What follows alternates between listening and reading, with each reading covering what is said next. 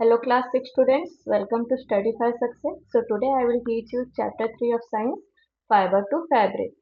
तो फाइबर मतलब रेशो होता है एंड फैब्रिक मतलब कपड़े। तो मतलब रेशो से कपड़े कैसे बनते हैं आज हम उसके बारे में पढ़ेंगे।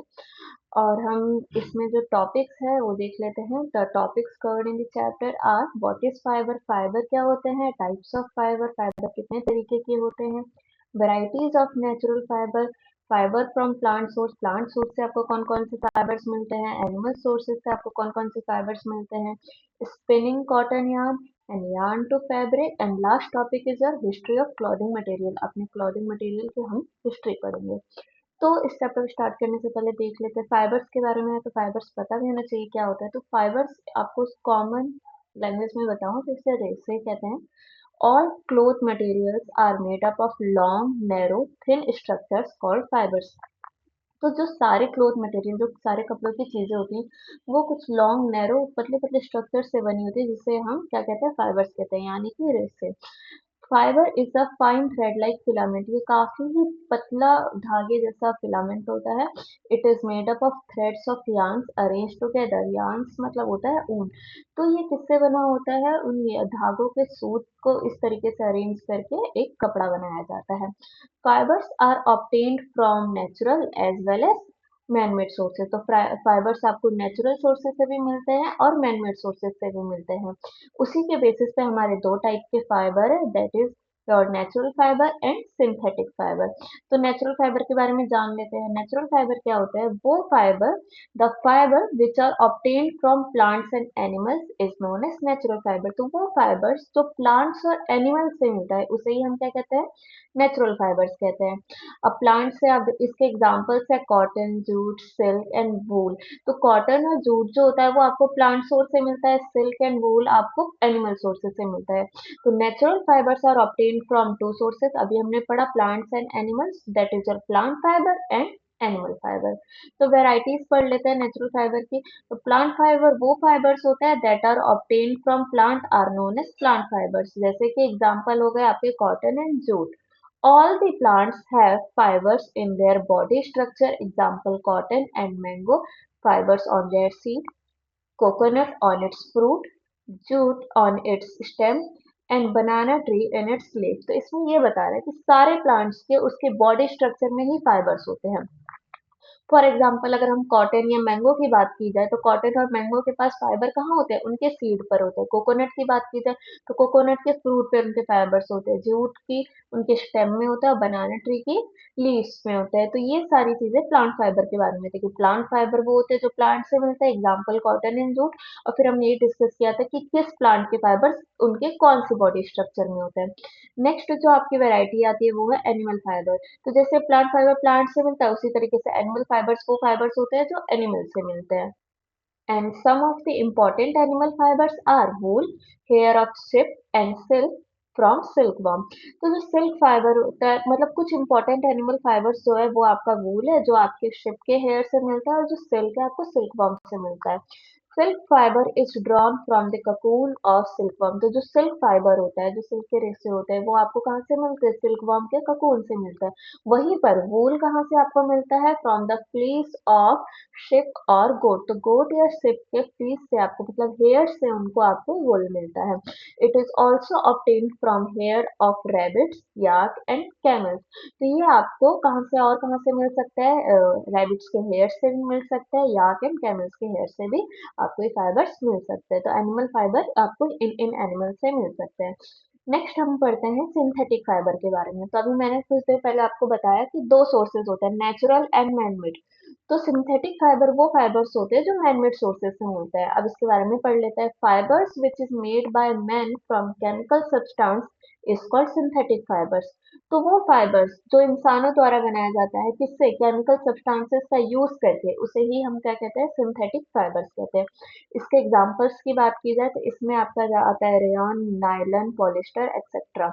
अब ये मैंने बताया सिंथेटिक फाइबर मैनमेड से मिलता है, मैनमेड सोर्सेज से मिलता है। तो इसमें एग्जांपल आपके वही एग्जांपल जो हमने सिंथेटिक फाइबर्स में पढ़े, polyester, nylon, rayon etcetera are manmade materials used for making clothes. तो ये सारे सोर्सेज है जो मैनमेड मटेरियल्स होते हैं, कपड़े बनाने के लिए यूज किए जाते हैं।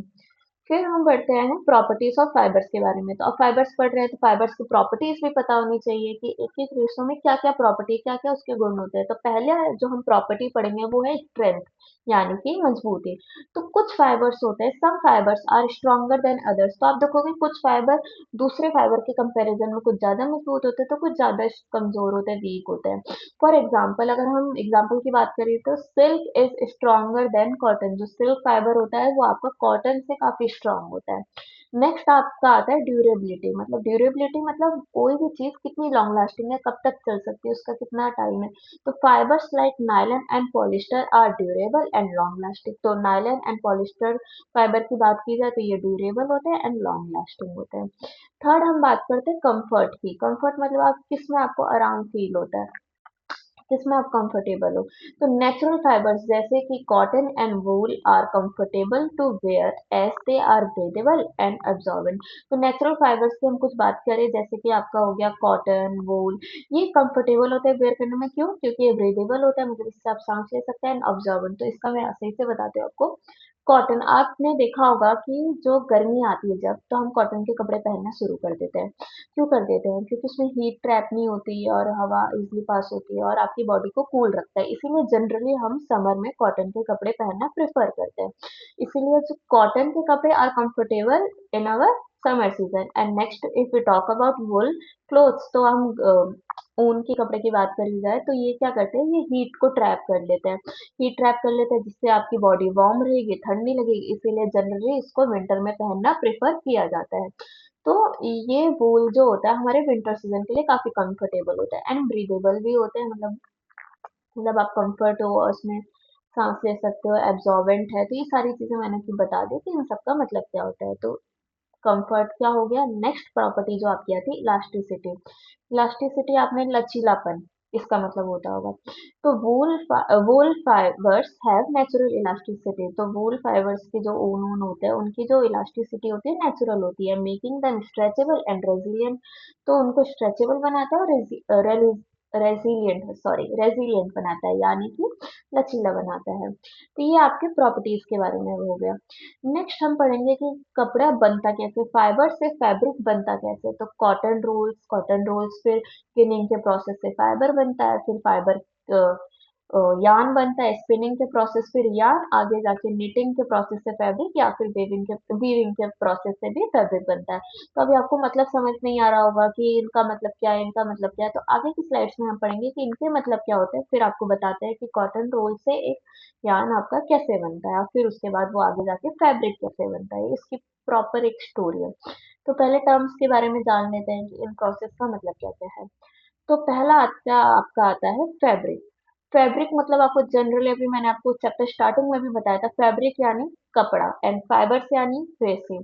The material made by weaving the threads from fibres is called fabric. तो फैब्रिक क्या होता है? वो मटेरियल जो आप थ्रेड को वीव करके यानी बुन कर, रेसों से बुनकर जो आप मटेरियल तैयार करते हो वो क्या बनता है? आपका फैब्रिक बनता है। इन सिंपल लैंग्वेज, रेशों से धागे बुनकर जो आपका मटेरियल तैयार होता है दैट इज योर फैब्रिक, यानी कपड़ा बनता है। नेक्स्ट हम बात की जाए वीविंग की। तो वीविंग का सिंपल मतलब होता है, मतलब हिंदी में इसका मतलब बताया जाए तो होता है बुनाई। Weaving involves the making of fabric from yarn. इसका मतलब है बुनाई में धागे से बुनकर बुनाई में धागे से कपड़ा बनाया जाता है। नेक्स्ट आपका प्रोसेस आता है ginning. The process of separating the cotton fibres from its seed is called ginning. तो गिनिंग प्रोसेस क्या होता है? कॉटन मतलब उस, अभी मैंने बताया कॉटन प्लांट में जो सीड होते हैं उसके ऊपर फाइबर होते हैं, तो वही आपके कॉटन होते हैं। तो क्या होता है, उसके सीड से कॉटन फाइबर को सेपरेट करने के प्रोसेस को हम क्या कहते हैं? गिनिंग कहते हैं। नेक्स्ट आपका आता है spinning. Spinning is the process of making yarn from fibres is called spinning. इसका मतलब है कि फाइबर्स यानी रेशों से धागा बनाने के प्रोसेस, यानी धागा थ्रेड। तो रेशों से धागा बनाने के प्रोसेस को हम क्या कहते हैं? स्पिनिंग कहते हैं। Next one is your retting. The process of rotting the stems of the plants in water to remove the sticky substance and separate fibres is called retting. तो रेटिंग में आपका क्या होता है? तो इसमें क्या होता है, प्लांट्स के जो स्टेम्स होते हैं उसको हम रॉट कर देते हैं, यानी सड़ा कर, पानी में उसको सड़ा कर हम क्या करते हैं, उससे स्टिकी सब्सटेंस हटाने के प्रोसेस को और उसमें से फाइबर सेपरेट करने के प्रोसेस को रेटिंग कहते हैं। स्टिकी सब्सटेंस मतलब चिपचिपा सा जो चीज होती है, तो इसमें क्या होता है, प्लांट के स्टेम को हम पानी में सड़ा देते हैं, फिर उससे स्टिकी सब्सटेंस को रिमूव कर देते हैं एंड फाइबर्स को सेपरेट कर लेते हैं। इस पूरे प्रोसेस को हम रेटिंग कहते हैं। तो हमने पढ़ा फैब्रिक के बारे में, फैब्रिक यानी कपड़ा, हम जिसमें कि फाइबर से अपना थ्रेड बना रहे थे, वीविंग करके, बुनाई करके। फिर वीविंग क्या होता है, थ्रेड से हम कपड़ा बना रहे थे, यान मतलब होता है धागा, धागे से हम कपड़ा बना रहे थे, फैब्रिक बना रहे थे। गिनिंग में क्या होता है, सीड से हम कॉटन फाइबर को अलग कर रहे थे। स्पिनिंग में क्या होता है, फाइबर्स से हम धागा बना रहे थे, यान बना रहे थे, इसे स्पिनिंग कहते हैं। And fourth one is your rating, जिसमें हम प्लांट्स के स्टेम को सड़ाकर पानी में स्टिकी सब्सटेंस रिमूव करके फाइबर्स को सेपरेट कर रहे थे। I hope it's clear now. तो ये हमने अभी 5 प्रोसेस के बारे में पढ़ा कि किसमें किसका क्या मतलब होता है। नेक्स्ट हम यूजेस पढ़ लेते हैं फैब्रिक्स के। तो फैब्रिक्स, पहला यूज इसका आता है clothing. Fabrics are use to make clothes for protection, comfort and fashion. तो फैब्रिक्स क्यों बनाए जाते हैं, कब फैब्रिक्स कपड़ों बनाने के लिए यूज करे जाते हैं। कपड़े क्यों किस लिए होते हैं, आपको प्रोटेक्शन प्रोवाइड करने के लिए, कंफर्ट प्रोवाइड करने के लिए, फैशन प्रोवाइड करने के लिए। जैसे कि आप जानते हो कि आजकल clothing is very important in our lifestyle. Cloth का बहुत इंपॉर्टेंट रोल है हमारे लाइफस्टाइल में, और काफी लोग इससे जज भी करते हैं। Next one is your home furnishings. Fabrics are used for making curtains, upholstery, bed linens and carpets. तो फैब्रिक का यूज कर्टेन्स यानी पर्दा बनाने में भी यूज किया जाता है, चादर बनाने में यूज किया जाता है, कारपेट्स बनाने में भी यूज किया जाता है। तो होम फर्निशिंग के लिए भी आप फैब्रिक्स का हम यूज करते हैं। Third one is your industrial purposes. Industrial purposes में आपके आते हैं, fabrics are used in industries for making bags, ropes, filters and insulation materials। तो insulation material वो मटेरियल होते हैं जो करंट को पास होने में हेल्प नहीं करते हैं। तो ये इंडस्ट्रीज में यूज किए जाते हैं ताकि हम बैग बनाने के लिए, रोप्स धागा बनाने मतलब रस्सी बनाने के लिए, फिल्टर्स बनाने के लिए और इंसुलेशन मटेरियल बनाने के लिए। तो ये सारे आपके फैब्रिक्स के यूजेस थे। तो I hope it's clear now. अभी इस स्लाइड पे हम थोड़ा सा जो हमने टर्म्स डिस्कस की थी थोड़ी देर पहले उसका पढ़ लेते हैं। तो अभी हमने पढ़ा कॉटन रोल्स। कॉटन रोल्स अभी मैंने गेनिंग बताया। तो कॉटन रोल से हमारा फाइबर बनता है with the help of gaining, जिसमें हम प्लांट के सॉरी जिसमें हम सीड से कॉटन फाइबर्स को अलग करते हैं, उसके बाद हम फाइबर से यार्न बनाते हैं, इस प्रोसेस को स्पिनिंग कहते हैं। उसके बाद नीटिंग एंड वीविंग करके हम फैब्रिक बना देते हैं। तो ये सारी चीजें हमने आज पढ़ी। अब नेक्स्ट पार्ट में इसके बारे में हम और पढ़ेंगे कि इसके प्रोडक्शन टेक्निक्स क्या क्या होते हैं, कॉटन कैसे प्रोड्यूस होता है, क्या क्या इसके टेक्निक है। तो आगे हम नेक्स्ट पार्ट में कंटिन्यू करेंगे। Thank you so much.